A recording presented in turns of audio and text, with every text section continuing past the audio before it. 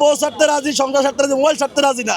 আপনি এই জাতিরে বলেন কি মোবাইল ছাড়া ভোট কেন্দ্রে যাইতে? কেউ যাইব না।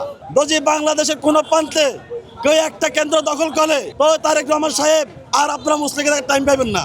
আপনি জামা থাকবে এক জায়গায়, প্যান্ট থাকবে এক জায়গায়, আপনি বডি থাকবে এক জায়গায়। নির্বাচন কমিশনার নাকি সিদ্ধান্ত নিয়েছে মোবাইল হাতে নিয়ে 400 ভোট কেন্দ্রে 400 গজের ভিতরে ঢুকা যাবে না।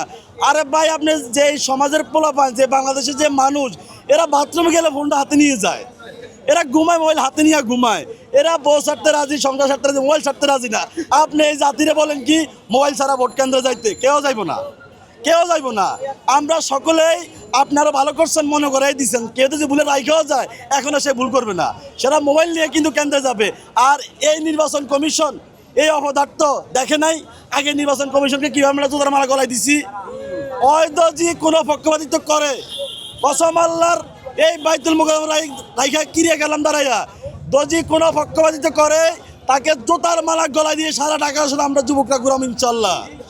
ন্যূনতম ছাড় দেওয়া হবে না, ভোটের বিষয়ে ন্যূনতম ছাড় দেওয়া হবে না, কাউকে মনে রাখবেন।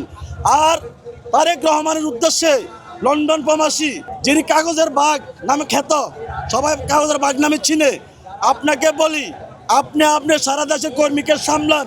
যদি বাংলাদেশের কোনো প্রান্তে কেউ একটা কেন্দ্র দখল করে তো তারেক রহমান সাহেব আর আপনারা মুসলিমের টাইম পাবেন না। আপনি জামা থাকবে এক জায়গায়, প্যান্ট থাকবে এক জায়গায়, আপনি বডি থাকবে এক জায়গায়। কসম আল্লাহর এটাই হবে।